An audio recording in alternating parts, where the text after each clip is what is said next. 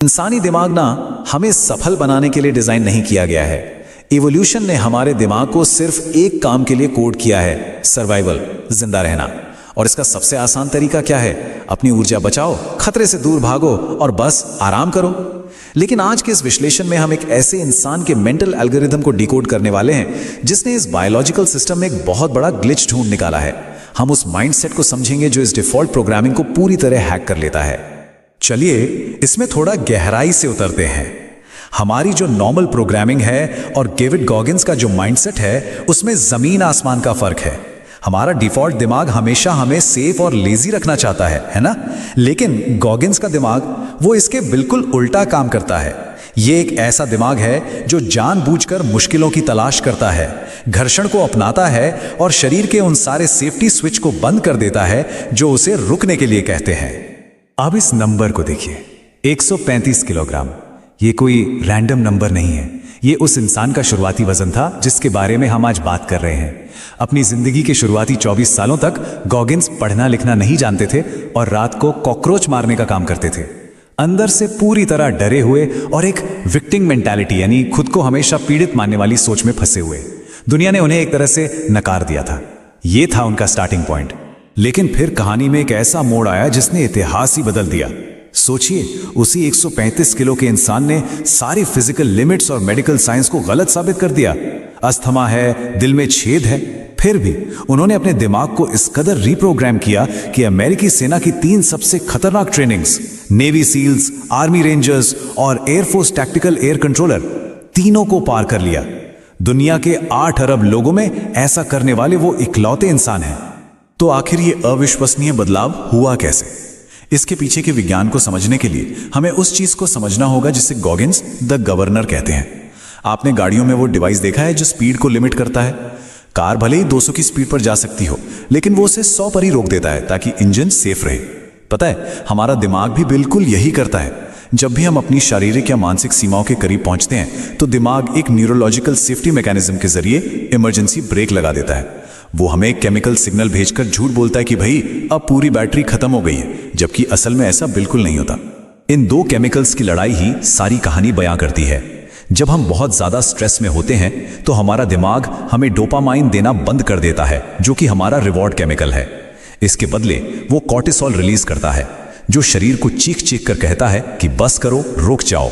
और जानते हैं, यही वो एग्जैक्ट मोमेंट है जहां औसत लोग हार मान लेते हैं, लेकिन लेजेंड्स पैदा होते हैं।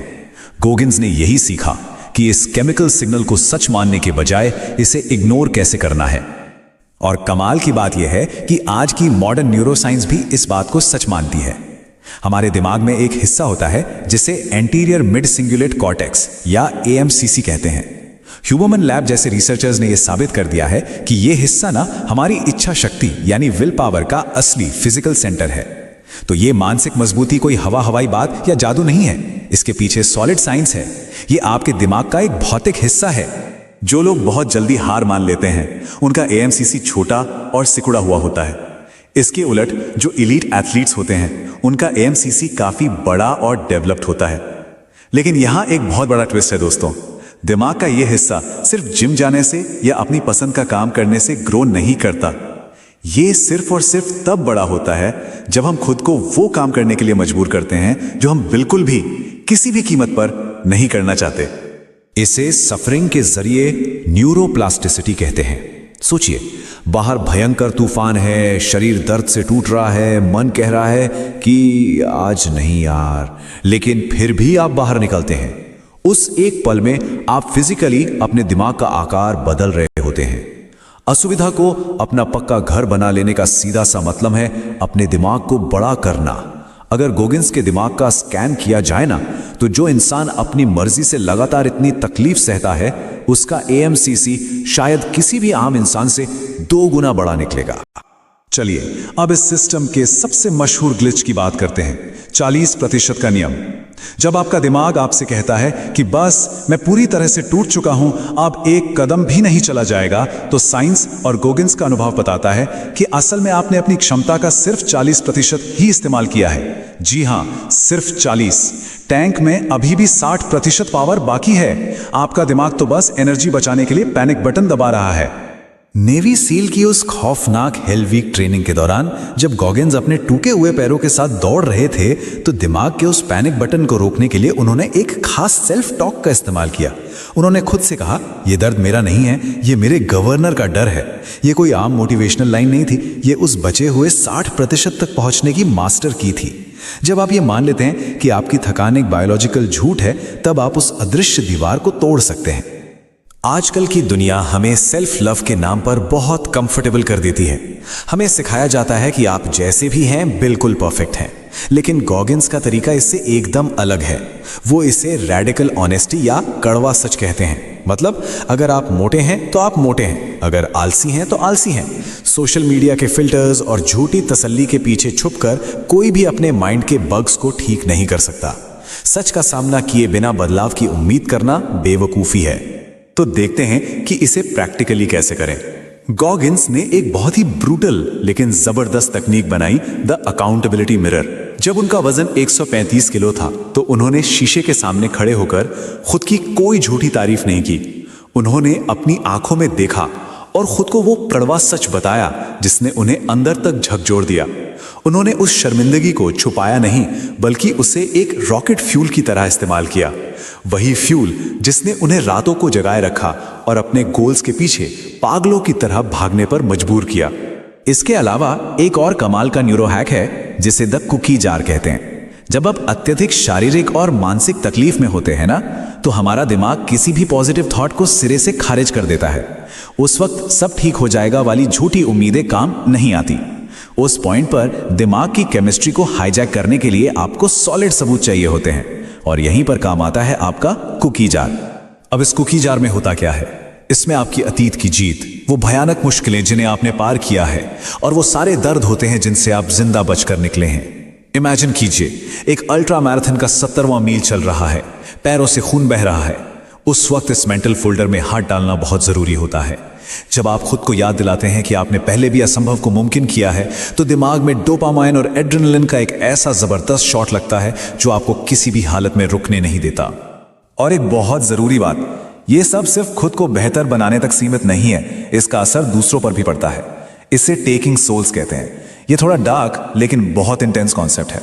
इसका मतलब है अपने परफॉर्मेंस को उस एक्सट्रीम लेवल तक ले जाना जहां सामने वाले कॉम्पिटिटर्स और यहां तक कि इंस्ट्रक्टर्स का दिमाग भी टूट जाए।